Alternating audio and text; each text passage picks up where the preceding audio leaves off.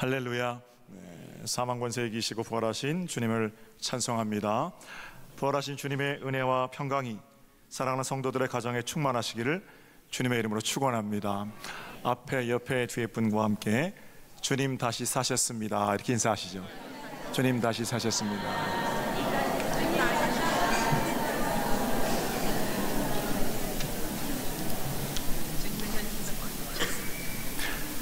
예수 안 믿는 사람들이 공통적으로 하는 얘기가 있습니다. 가난한 자들을 위해서 하는 일이라든지, 또 비교적 깨끗하고 경건하게 사는 일이라든지,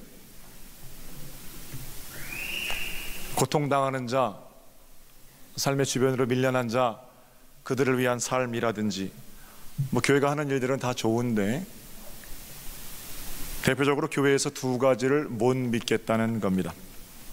하나는 동정녀 탄생, 처녀가 아이를 낳았다는 것이고, 다른 하나는 죽은 자가 다시 살아났다는 오늘 설교의 주제인 부활입니다. 물론 예수님께서 병을 고치셨다든지, 귀신을 쫓으셨다든지, 물 위를 걸으셨다든지, 5,000명을 먹이셨다든지 하는 내용들은 있지만, 그런 얘기들은 다른 종교에도 있는 얘기니까 그냥 그렇게 인정해 준다고 치더라도, 처녀가 애를 낳았는데 그 아이가 인류를 구원할 구세주이고, 또 그 예수가 죽었다가 다시 살아났다는 얘기만큼은 믿기 어렵다는 겁니다. 그런데요, 공교롭게도 동정녀 탄생과 부활 신앙은 기독교 신앙의 핵심적인 내용입니다. 믿으면 좋고 안 믿어도 괜찮은 그런 내용들이 아니라, 기독교인이라면 이 두 가지에 대한 확실한 신앙 고백을 가지고 있어야 한다라는 겁니다. 조금 전에도 우리가 암송했던, 예배 시간마다 암송하는 사도신경은 우리가 믿는 어떤 믿음의 내용, 핵심적인 부분들을 담고 있습니다. 천지를 만드신 그 하나님 전능하신 분이시고 나는 그분을 믿습니다로 시작하죠. 그리고 그분의 외아들이신 예수 그리스도를 믿습니다. 그리고 나서는 예수에 대한 설명들이 사도신경에 이어지게 되는데, 그 예수는 무리를 걸으셨고 바람을 잠잠케 하셨고 5,000명을 먹이셨고 병든 자를 고치셨고 이런 내용들 없잖아요. 그는 동정녀 마리아에게서 이 땅에 오셨고, 십자가에 못 박혀 죽으셨고, 3일 만에 죽은 자들 가운데에서 부활하셨고, 그저 매우 심플하게 이 내용만 사도신경에 들어 있습니다. 그만큼 기독교 공동체는 믿기 어렵다는 그 두 가지 사실을 2000년 동안 믿음의 핵심적인 내용으로 고백해 오고 있습니다. 대강절로부터 성탄절에 이르기까지가 중요한 절기라면, 우리가 40일 동안 기도했던 사순절로부터 부활절에 이르는 이 절기야말로 기독교의 매우 중요한 절기 중에 하나라고 할 것입니다. 그리고 오늘 우리가 나눌 얘기는 두 번째 핵심인 예수 그리스도의 부활에 대한 것입니다. 분명한 것은 그분은 지금 살아 계시고 이 자리에 우리와 함께 하신다는 사실입니다. 부활을 왜 믿기가 어렵습니까? 왜 그렇게 부활을 어렵다고 생각할까요? 믿기가. 인류 역사상 죽었다가 살아난 사람은 한 사람도 없기 때문입니다. 물론 이런 경우는 있습니다. 간혹 죽음으로 진단받았다가 기적적으로 깨어나거나 그런 경우는 있지요. 그러나 오늘 우리가 이야기할 부활은 죽음이라고 진단받았다가 기적적으로 깨어난 그런 경우를 말하는 것이 아닙니다. 전혀 다른 차원의 일입니다.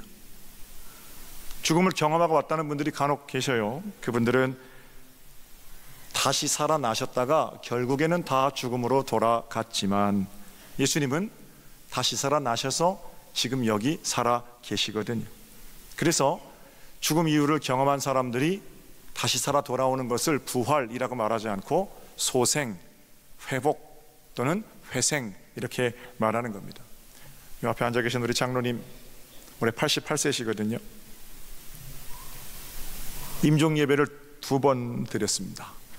한 번은 감독님께서 응급실에 가셔서 하나님 우리 장로님 영혼을 받아주세요 그렇게 예배 드렸고, 제가 한 번은 댁에 가서 간신히 숨만 쉬고 계신 장로님을 붙들고, 하나님 그저 80년 동안 기쁨으로 살게 하신 것 감사해요. 이제는 평안히 눈을 감게 해주세요. 제가 그렇게 기도드렸습니다. 그런데 몇 주 뒤에 또는 몇 달 뒤에 기적적으로 회복되셔서 예배당에 나오시는 거예요. 지금 얼마나 건강하신지 모릅니다. 자전거도 타고 다니시고요, 경로대학에서 탁구 치시는 거 보면 거의 대장님이시거든요. 매우 감동적인 일입니다. 그런데 이런 경우는 소생, 회복 이렇게 말하지, 우리 장로님을 부활했다 이렇게 말하지는 않거든요. 부활이란 썩어질 모습으로 생명 찾아 다시 돌아오는 것이 아닙니다. 죽음이라는 문을 통과해서 전혀 다른 신령한 몸으로 나아가는 일입니다. 저는 그 신령한 몸이 무엇인지 설명할 재주가 없습니다. 그 몸은 문을 걸어 잠근 제자들의 방 안에 마음껏 드나드실 수 있는 몸입니다. 이렇게 생각하면 무슨 연기, 영 이런 걸 생각하실 텐데, 그 몸은 동시에 의심 많은 도마에게 너 내 옆구리에 손을 좀 넣어봐라, 주님께서 허락하시기만 하면 만져질 수 있는 그런 몸이기도 합니다. 아마도 우리 수준에서는 설명이 불가능한 그러한 신령한 몸이겠지요. 하늘에도 계시고 땅에도 계시고, 하늘에 계시며 땅을 비워놓으신 분 아니시고, 땅에 계시고 하늘을 비워놓으신 분이 아닌 무소부지하신 하나님, 그 아들 우리 주 예수 그리스도, 신령한 몸이 되는 거죠.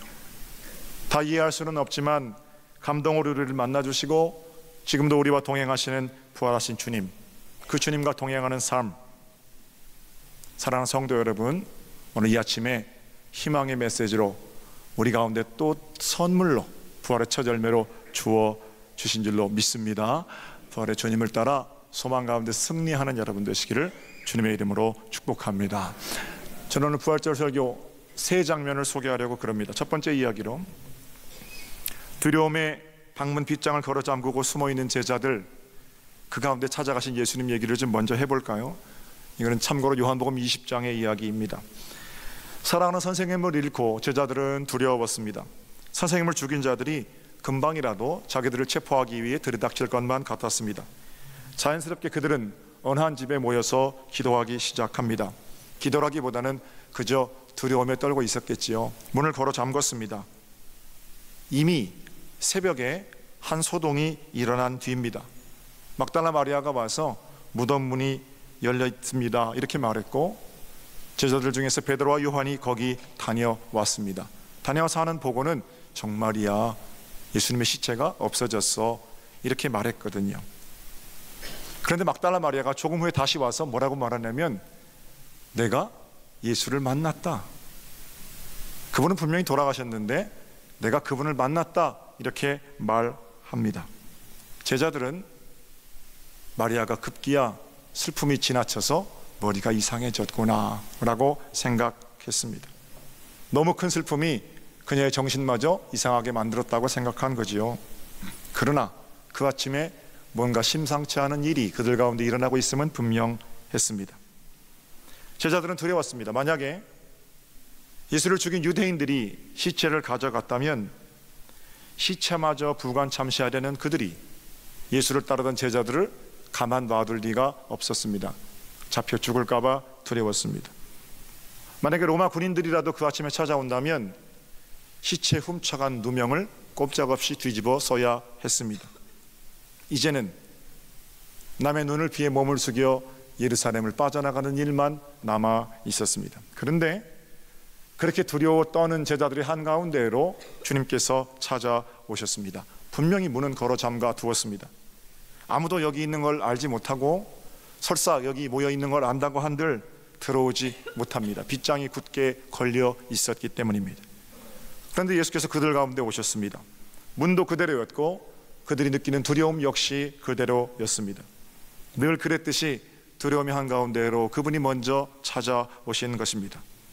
부활하신 주님의 몸은 빗장에 묶이시는 그런 몸이 아니셨기 때문이지요. 제자들은 깜짝 놀랐습니다. 누가 먼저랄 것도 없이 두려움과 놀람으로 예수님의 입을 주목하고 있었습니다. 과연 무슨 말씀을 하실까? 그때 주님께서 말씀하십니다. 에이레네. 두려웠다는 제자들에게 샬롬 하신 거예요. 너희에게 평강이 있을지어다. 그들을 뒤덮고 있던 두려움은 물러가고 그리스도의 평강이 두려움이 있었던 자리에 채워지기 시작했습니다. 사랑하는 성도 여러분, 2000년 전 제자들 가운데 오셔서 두려움 가운데 떨고 있는 그들에게 평강을 선포하신 주님이 저와 여러분의 주님이신 줄로 믿습니다. 우리에게 동일하게 오셔서 에이레네 나의 사랑하는 서정교회 자녀들아 평강이 있을지어다 이렇게 말씀하십니다. 이 평강은 아무것도 하지 않는 고요한 상태 또는 우유부단함, 무조건 참는 것, 그런 걸 말하지 않습니다. 흔들림 뒤에 그들 가운데 찾아오신 예수님께서는 그분께서 먼저 걸어가신 그 길을 배경 삼아 에이렌의 평강을 말씀하신 겁니다. 흔들린 뒤에 찾아오는 제자리 찾기입니다. 의의 길이라면 십자가의 격정적인 죽음 앞으로 묵묵히 순종하며 걸어가는 그런 평화입니다. 지난 한 주간 여러분의 삶이 어떠셨는지 저 궁금합니다. 우리의 삶에도 각종 빗장들이 걸려 있습니다. 단단히 잠가놓은 그런 마음의 문, 의식의 문, 감정의 문, 관계의 문, 여러분들이 있지요. 다른 사람들 앞에서는 멀쩡한 것처럼 행동했지만 마음 깊은 곳으로부터 오는 불안과 두려움, 잠 못 이루던 밤은 혹시 없으셨습니까? 왜 나만 이렇게 사나? 왜 나만 이렇게 힘든가? 이런 두려움 가운데 고민하던 밤은 혹시 없으셨습니까? 그렇지 않지요. 우리 모두가 정도의 차이는 있습니다만 두려움 속에 살았던 것만은 분명하지요. 믿는 자들에게 우리 주님 찾아오셔서 에이레네, 주님의 음성을 들을 수만 있다면 그 두려움은 반드시 물러가게 될 것입니다. 평강을 선포하신 주님의 부탁, 요한복음 20장 21절을 제가 읽어드릴게요. 예수께서 또 이르시되 너희에게 평강이 있을지어다. 그 다음 뭐라고 그러시냐면 아버지께서 나를 보내신 것 같이 나도 너희를 보내노라.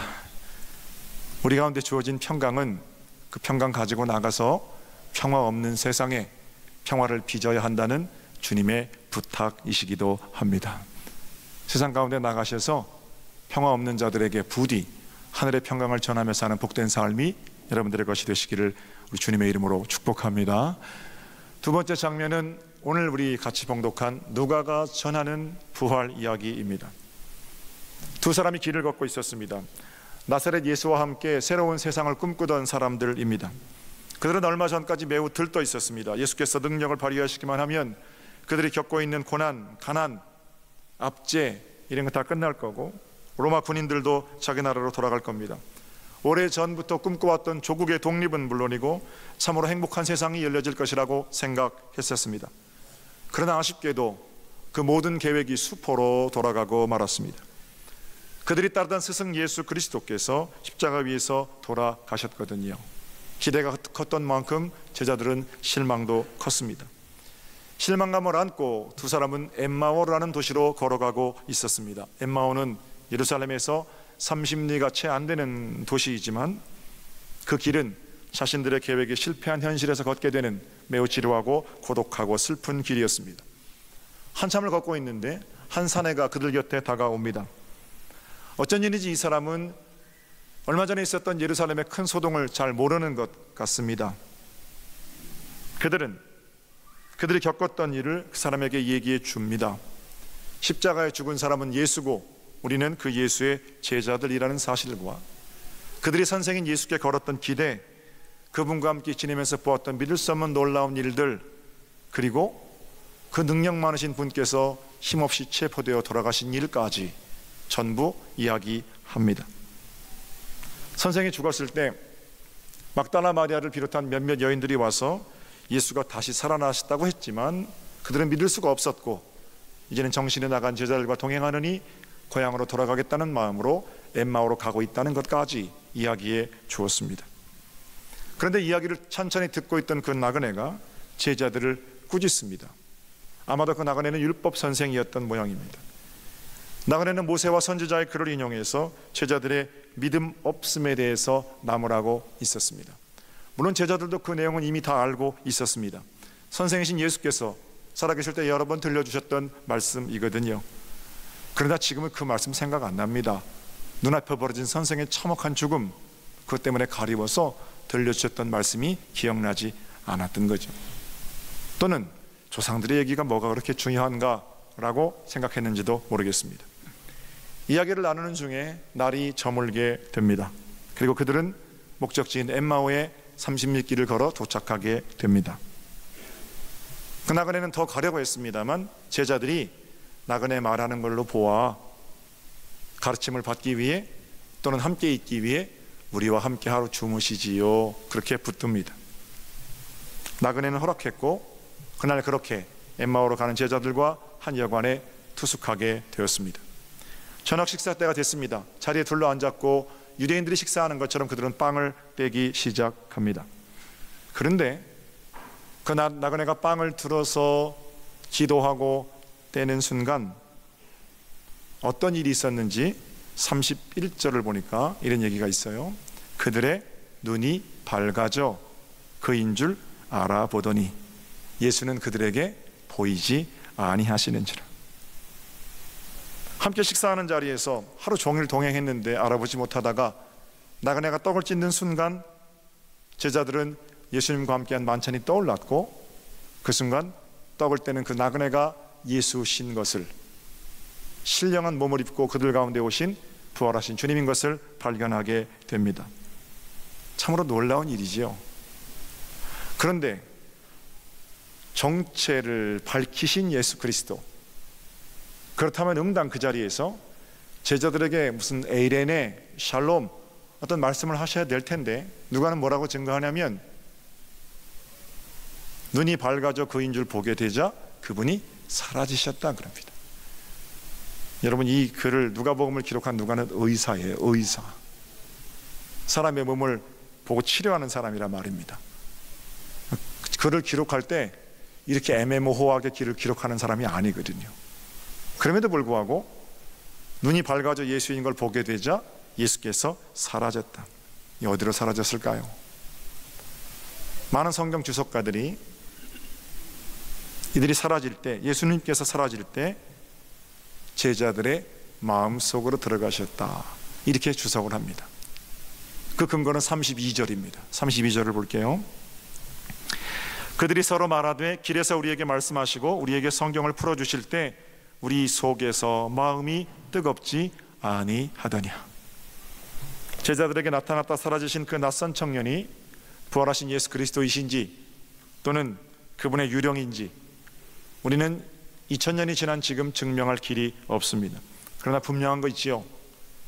엠마오로 가는 두 제자는 그 나그네와 함께 있는 동안에 절망이 아니라 새로운 소망을 가지게 되었다는 것입니다.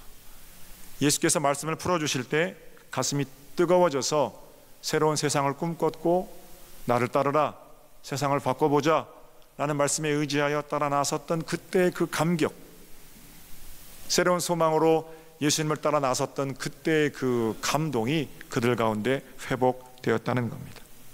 그 청년과 함께 있는 동안에 절망이 희망으로, 불신이 믿음으로, 어둠이 빛으로 바뀌었다는 사실, 그건 분명합니다.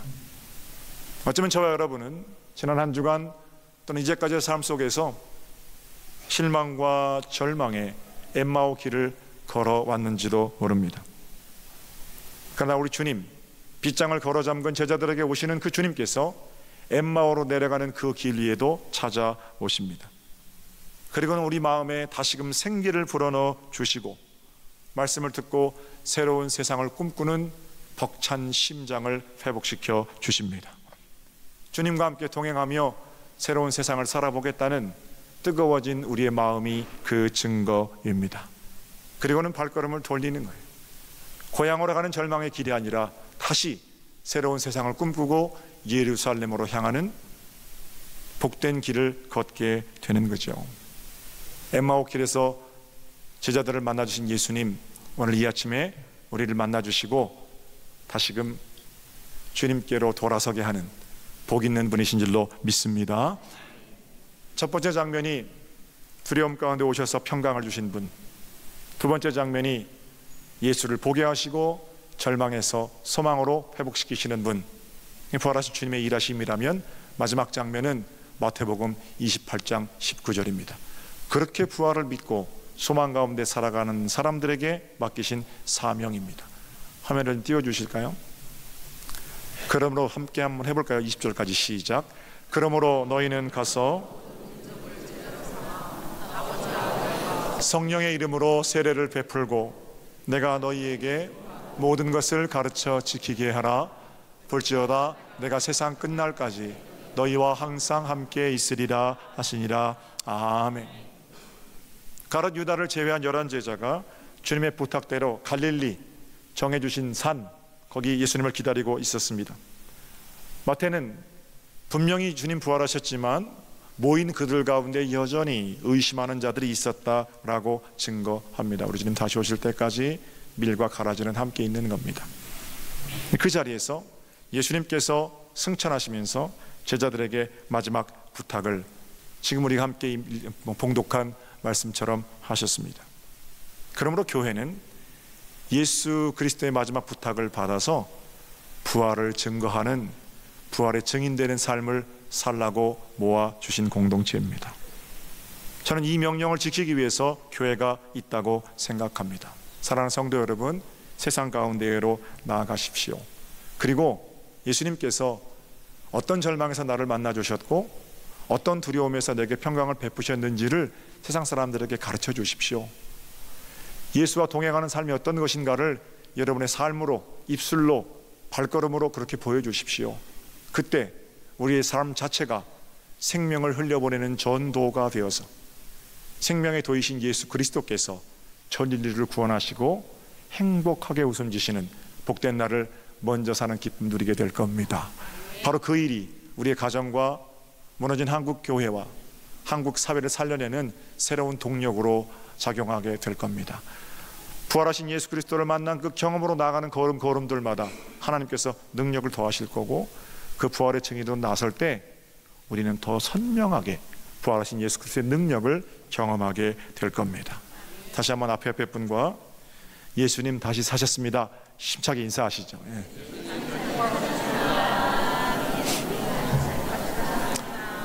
한 번만 더요. 부활의 증인이 됩시다. 부활의 증인이 됩시다.